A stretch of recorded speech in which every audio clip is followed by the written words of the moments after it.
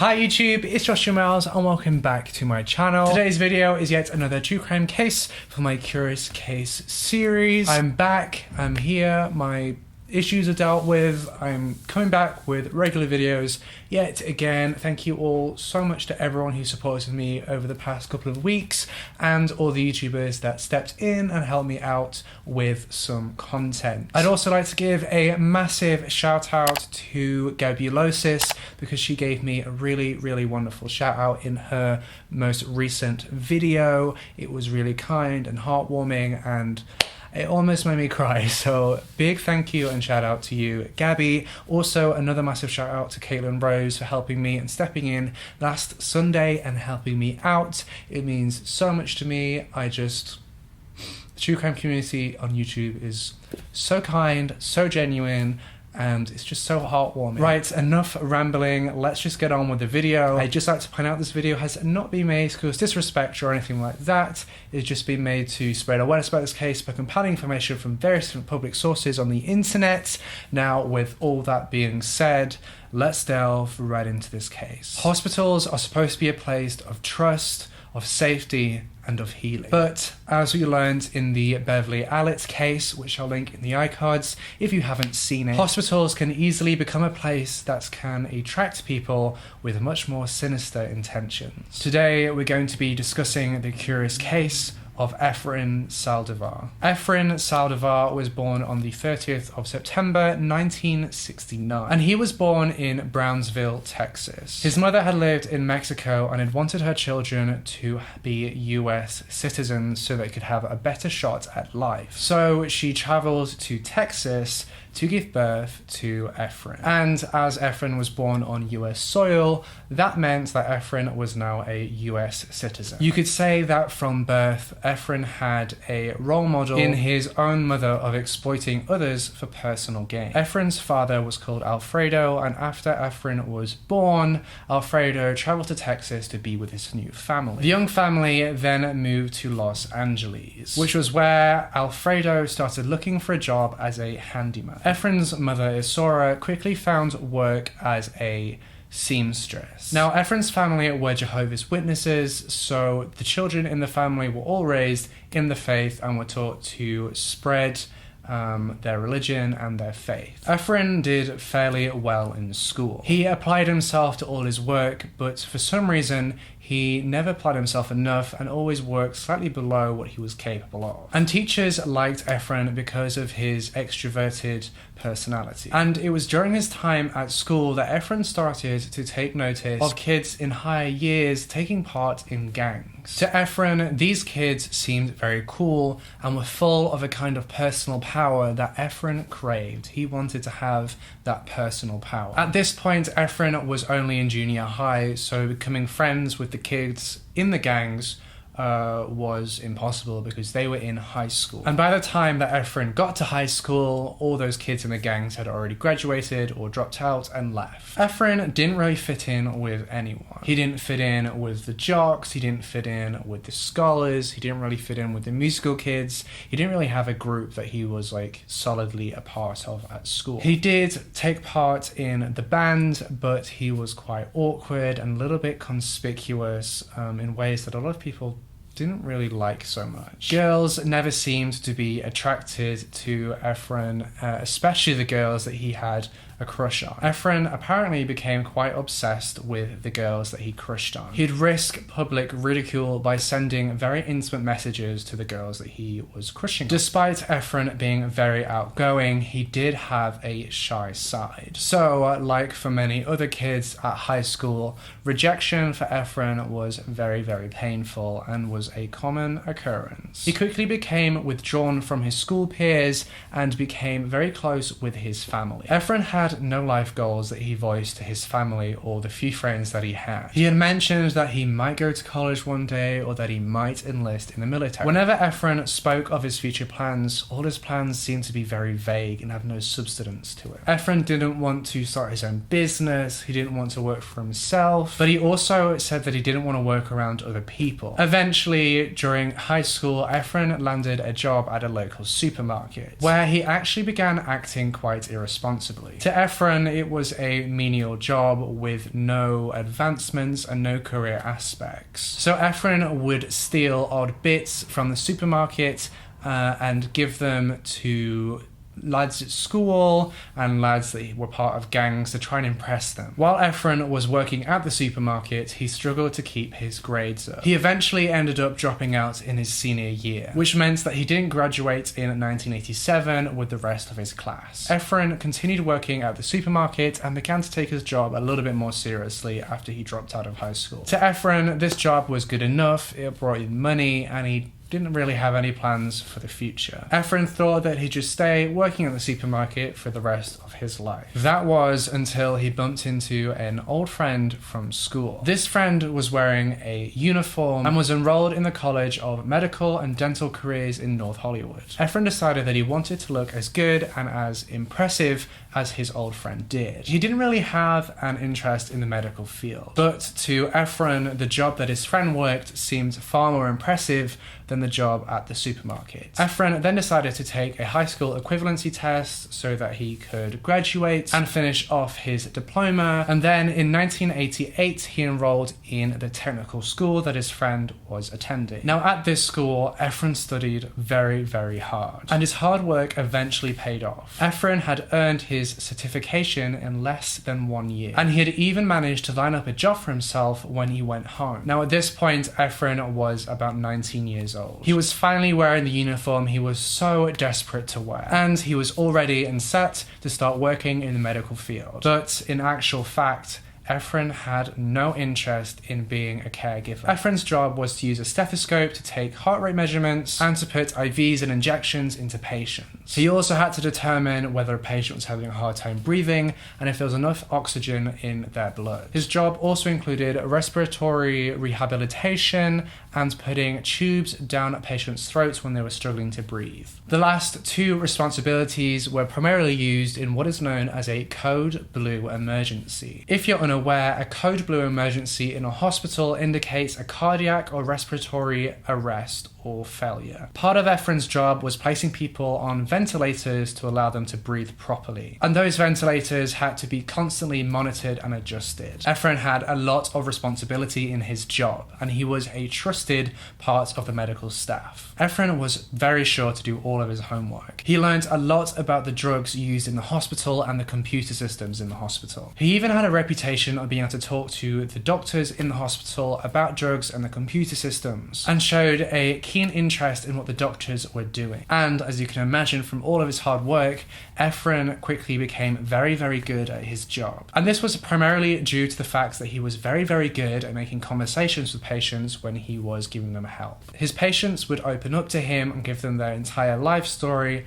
and then thank him for helping them out in their time of need. And eventually, like with all medical staff, Efren was placed on the night shift, a move that would change the lives of hundreds of families. On this night shift, which was more commonly known as the graveyard shift, Efren worked mostly alone. There was hardly anyone else about during this graveyard shift, so he ended up working alone without supervision or any accountability. During the majority of Efren's graveyard shifts, there was only usually ever one other technician working in the hospital. And between the two technicians, they had a lot of patients that were scattered about the hospital. So it was very common for them both to work all night long and not ever see each other or rarely bump into one another. The work that Efren had during this graveyard shift wasn't too difficult or overbearing.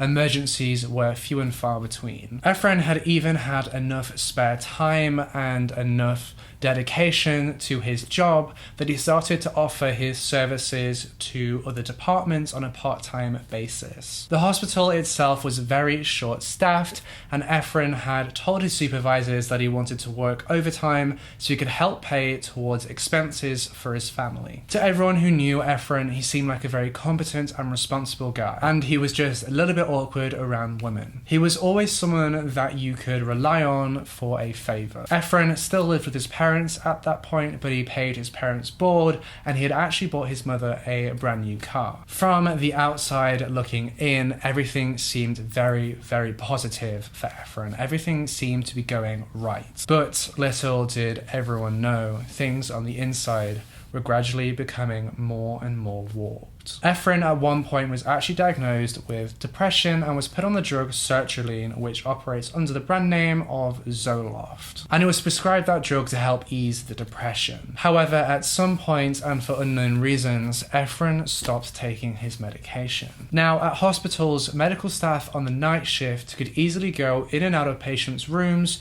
without anyone ever seeing them. Plus, as they were just medical staff going about their medical routines, no one ever batted an eye to seeing a member of medical staff going into a patient's room during the night shift. That kind of sight would never click as being suspicious in anybody's minds. In fact, it would be so insignificant and so not notable that you'd probably forget that you ever saw it. However, some patients would be awake at night and would demand things from the medical staff. Now, a few of those patients were simply lonely and just wanted some company, but others were chronic complainers who wanted attention day and night. It was as if some of those patients thought they were at some kind of 5-star resort with staff catering to their every need. And let me tell you now, the majority of medical staff don't appreciate this one bit, but they're there to help and they wouldn't say no to a request. Now, one of these people was a woman called Jean Coyle. On the 26th of February 1997, Jean reached up and pressed the help button in her room, and Efren was the person who attended her. According to Jean, Efren went into her room and then she blacked out. She didn't know what had happened or why she had blacked out. But when she came to, she didn't really give it a second thought. She passed it off as her being potentially really tired the night before and that she just fell right to sleep. It wasn't until much later on, when she discovered what had been going on at the hospital, that it dawned on her what had actually happened that night. In April of that same year, in 1997, one of the other respiratory therapists suggested to their boss that Efren was doing something to patients at night. This therapist was called Bob Baker, and he accused Efren of injecting his patients with something during the graveyard shift. Now, it isn't really unusual for people to spread rumors about medical staff in a hospital, especially when patients seem to start dying in ways that seemed almost inexplicable. And without proof, nobody could be suspended or really properly investigated. The head of the department at that time was a man called John Brechthold, and it was common knowledge that John and Bob had an issue and a dislike towards Efren. And because this was public knowledge, the pair decided not to report Efren to their superiors because it might seem or come across like they were trying to undermine a fellow therapist that they just disliked, which would have damaged their reputation and could potentially even get them suspended. John needed more than hearsay. He needed concrete proof. So he decided to tell another supervisor what he had been told, and together the pair of them decided to keep a very close eye on Efren. Firstly, John and the other supervisor decided to go through all the patient records that Efren attended to during his night shifts. But out of all those records, nothing showed that anything out of the ordinary was going on. So they decided that if Efren was doing something to patients, he was being very careful about it. Now, to those who worked closely with Efren, it seemed to them that Efren's shifts were jinxed. And this was because they would talk compassionately about a patient who would be in a better place if they passed away. And then that very night during Efren's shifts, that patient would pass away. Sometimes several patients would die in one night. The other therapists started morbidly joking that Efren had the magic touch. While Efren initially was being very careful about what he was doing, he soon became quite careless. Now, as a bit of a practical joke, some of the medical staff decided that they would swap out Efren's clothes in his locker for someone else's. So on a night where Efren was working his night shift, they pried open Efren's locker so they could change out the clothes. However, when they got into the locker, they discovered a bag that contained some very potent drugs. The drugs they found included morphine and the drug Pavilon, which is a drug used to stop the breathing rhythms of a patient who was about to be put on a respirator. They also found in the locker a bunch of empty, clean syringes. No respiratory therapists are allowed to have any of the potent drugs outside of the hospital environment, and they're definitely not allowed to have any syringes in their locker. And now these other medical staff had their suspicions about Efren's magic touch confirmed with real evidence. However, because they had broken into Efren's locker, they decided to keep quiet about it. And this was because the year before they had tried to report Efren for his suspicious behavior, but nothing had come of it. They believed that if they had reported this, then they would have got in trouble for breaking into the locker, and Efren would have got off scot-free. The rest of the medical team now knew about Efren's magical touch and that it was very much real. And eventually and inevitably, one of them let it slip whilst they were drunk in a bar to a man. And this therapist who let it slip was called Ursula Anderson. And the man that she let it slip to was called Grant Brussus. And Grant saw this information as an opportunity to make money from the hospital. Grant called the hospital in February of 1998 and tried to blackmail them with this information. Grant told the hospital that he would hand the information over to the police if they didn't pay up, insinuating that it would give the hospital bad press, that the hospital would want to pay up to Grant so that this information didn't get leaked out. Now, because this information had come from a third party, the hospital administrators had become very alarmed. When they looked into it, they found that they had a few other reports about a rogue member of medical staff in the night shifts that kind of lined up with the tip-off that Grant was telling them. So they decided to not give in to the blackmail and hand the case directly over to the police, while they continued their own internal investigation. And during this period of time, 2 more patients actually passed away on the respiratory unit. The police quickly met with the hospital administrators, who informed the police of the tips that they had received the year before. The hospital administrators also handed over the number of the caller who had given them the tip, and the police were very quick to track Grant down. Before they spoke to Grant, they decided to run a quick background check on him, and the results of this background check were very interesting to the police. Grant actually had a lengthy criminal record, which made his tip-off quite suspicious and could have invalidated his tip-off. Grant had actually done time in prison and had participated in a range of crimes, from cocaine-related charges all the way up to grand theft. The police decided that despite this criminal history, they would still follow up and investigate the tip that Grant had given them. To the police, if this tip was true, then they could stop a killer and save innocent lives. And if it was false, then at least they were sure that it was false. The police picked up Grant and started questioning him. And they quickly discovered that Grant didn't actually know that much about what he was telling them, and that he wasn't even sure himself whether the tip-off was true or not. And it came quickly apparent to the police that Grant wanted nothing to do with them. They discovered that Grant had tried to blackmail the hospital and that he didn't actually want anything to do with the police investigation. However, the police needed much more reliable information to be able to move forward in the case. So the police went back to the hospital administrators to try and find out who had given this information to Grant in the first place. They spent hours and hours and hours going through lists and records and employee documents before they settled on Ursula Anderson. And they settled on her because it had been her who had initially mentioned Efren's actions to her supervisor and filed a report. When the police questioned her, she was very adamant that she had never leaked any information to Grant, and that Grant had made up all of his claims. The police had hit yet another dead end, but they would not give up hope. They would not halt the investigation quite yet. The year before Grant had given the tip-off, Bob Baker, who is the supervisor that we talked about earlier, had actually filed a report with the hospital administrators about Efren's magic touch. So the police decided to interview him, suspecting that he may know more than he was letting on.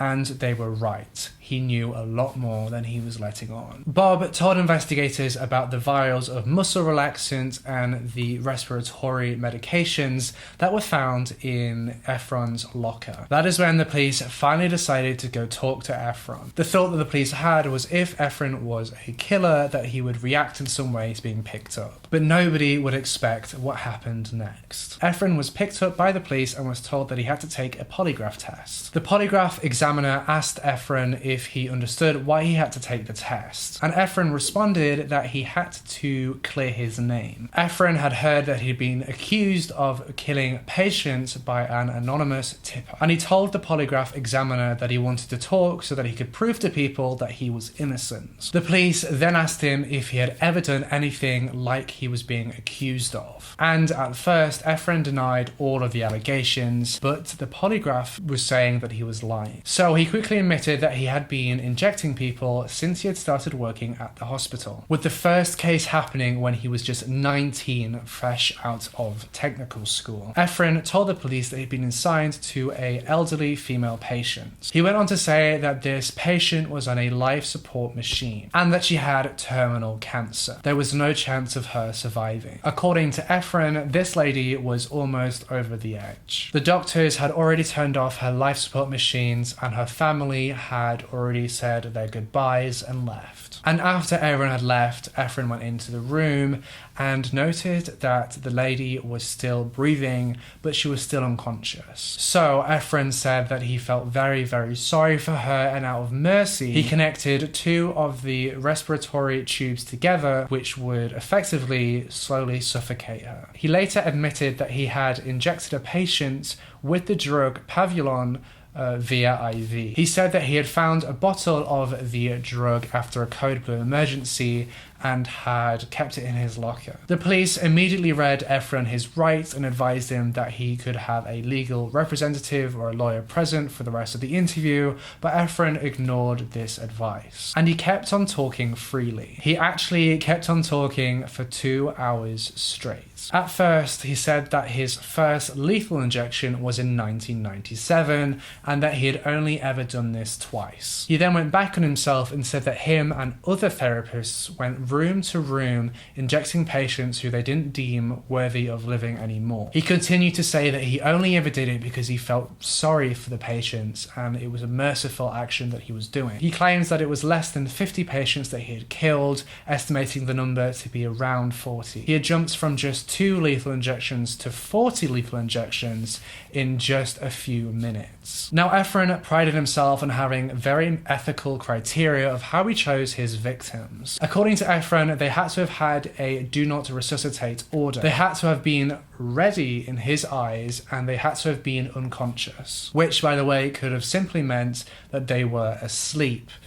He was working the graveyard shift, so it would have been very likely that most of the patients were asleep anyway. The drugs he used to inject patients would have been very difficult to detect in a autopsy unless a specific test was used. The police at this point, with his confession, needed evidence to prosecute Efren, and that meant that they had to find the illegal drugs in Efren's possession, and they had to exhume some of the patients' bodies to try and detect the drugs that he had claimed to have used on them. That same evening, Efren was arrested. The next day, the police conducted a thorough search of his home, but they found no incriminating drugs. Now, as I'm sure you know, the police aren't allowed to hold somebody in custody solely based on a confession without any physical evidence. So Efren was released after 48 hours, and the police continued their investigations. Efren was terminated on the 13th of March 1998 from his employment at the hospital. And just to be safe, the hospital also suspended 37 other people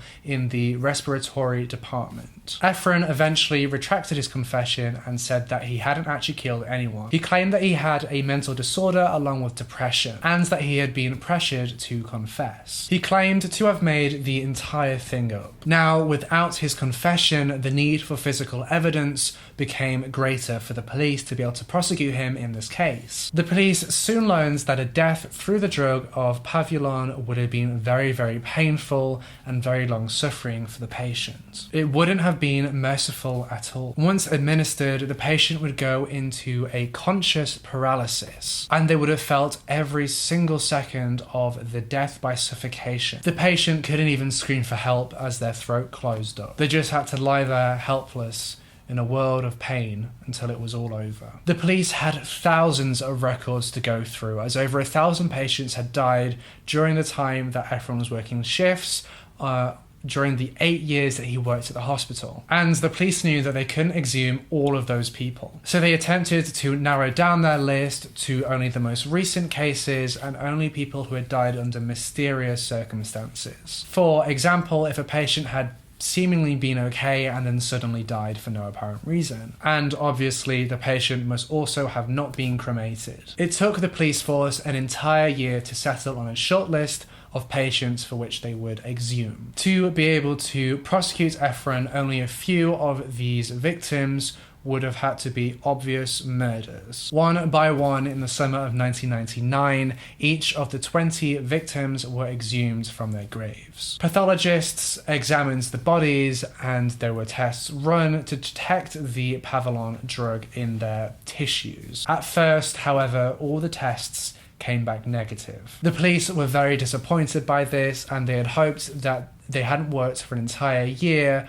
just for it to come back negative and for no reason at all. And then they got a hit, and another one, and another one. After all 20 exhumations were complete, 6 out of the 20 patients had tested positive for the drugs that Efren had initially claimed to have used in the murders. In January of 2001, criminal charges were prepared. The police followed Efren, who is now 31, to his job at a construction site. They then arrested him for the murder of 6 patients. All the victims had been elderly and one of them had actually had a mental disability. Efren was quickly booked and to the police's surprise, he began to talk even more. He told the police that at the hospital they had been understaffed, so to lighten the workload, he had eliminated some of the patients. He also admitted that once he got to about 60 victims, he had lost count. He claims that he had probably killed more than 100 different patients. He said that he grew so used to the killing that it didn't bother him in the slightest. He said that he forgot most of the patients' faces and forgot most of the murders. Efren's new confession and the physical evidence was enough to take him to court. In March of 2002, Efren Saldivar pleaded guilty to 6 counts of murder in exchange for life imprisonment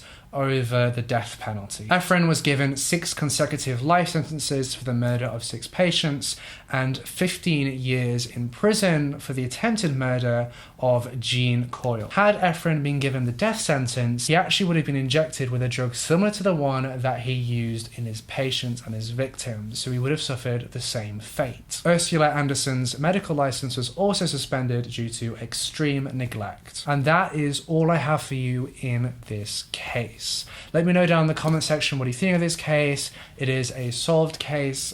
This case reminds me so much of the Beverly Alec case, but the psychology is quite different. It's very, very interesting. Let me know in the comments down below what you think. Like I said, if you're new here, I usually upload 2 videos a week, one on a Wednesday, which is a light-hearted video, one on a Sunday, which is a true crime video, but the Wednesday videos at the moment have kind of been suspended a bit because I'm currently in Belfast, if you can tell by the hotel room I'm currently in, shooting a pilot for a TV show, so I'm not really able to do the Wednesday videos, but I'm making sure I'm getting the Sunday videos done for you, and I'm going to try and pre-film a bunch and get more true crime videos lined up for you all. Also leave your case suggestions down below. Don't forget to like and subscribe and hit that bell icon so you can be notified every single time that I post, and with all that being said, I'll see you in the next video.